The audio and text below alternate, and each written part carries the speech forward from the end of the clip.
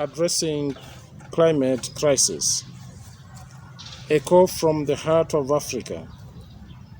As the president of Association of Member Episcopal Conferences in Eastern Africa, acronym AMECEA, I, Bishop Charles Kasonde, Bishop of the Catholic Diocese of Solwezi, stand with all my brothers and sisters in Africa and beyond to address the urgent crisis facing our world today. Our participation in the upcoming COP28 is not just important, it is imperative. I approach COP28 with a deep sense of responsibility and urgency, highlighting key issues vital for our region and the global community as regards climate. A cry from Africa, echoing the Pope's concerns. In harmony with Pope Francis, who has ardently spoken against the denial and minimization of climate change, we must recognize the undeniable human contribution to this global crisis. The Pope's latest apostolic exhortation, Laudate Deum, grounded in his 2015 encyclical Laudato Si, underscores the severity of the situation that we face.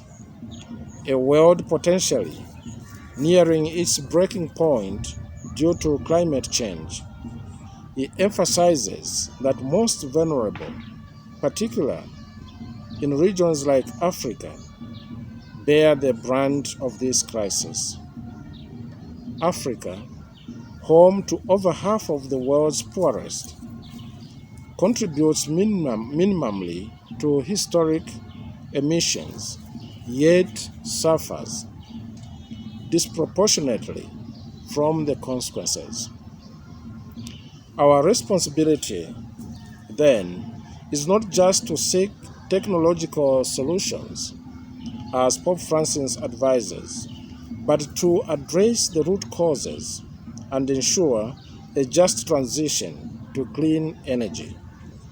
It is a transition that must prioritize the common good and the future of our children over short-term interests and profit. Key issues at stake. Global Stocktake response. The United Nations Global Stocktake reveals our significant lag in meeting climate goals. I urge global leaders to respond with a concrete commitment to accelerate our path towards limiting temperature rising to 1.5 degrees Celsius. 2. Sustainable food and land use.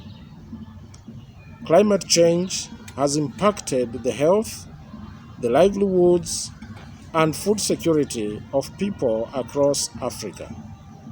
The AMECEA region is no exception.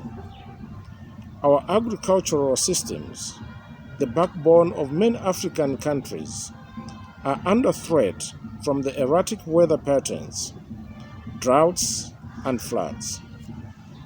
Ensuring food security must be a top priority at COP28.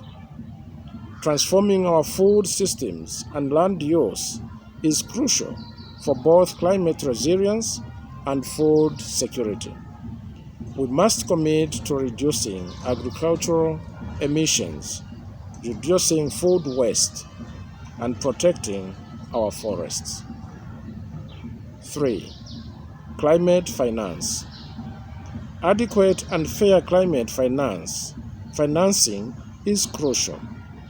Developed nations, historically the largest polluters, must bear a significant share of their responsibility in supporting vulnerable countries in their transition to sustainable practices and in coping with impacts of climate change.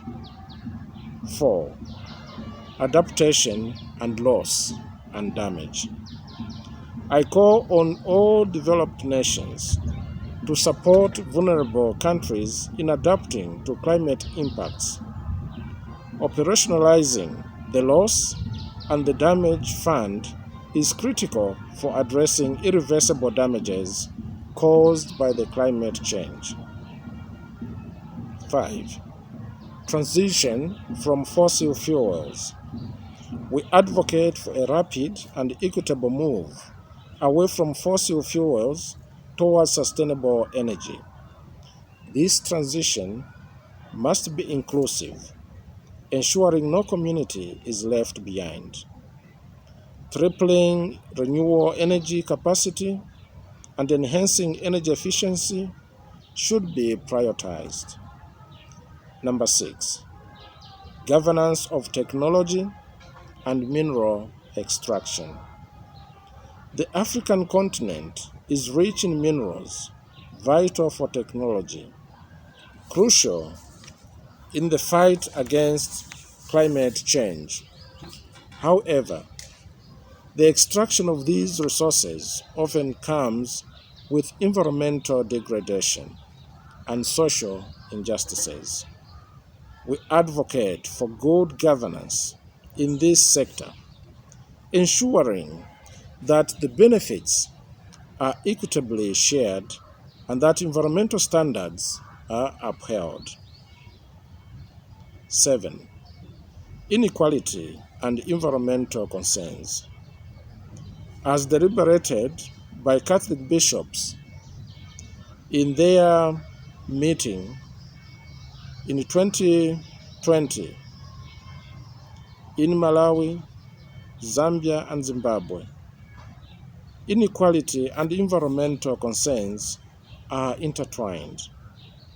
The plight of the poor in our region is exacerbated by environmental degradation, and any solution must address this axis of issues.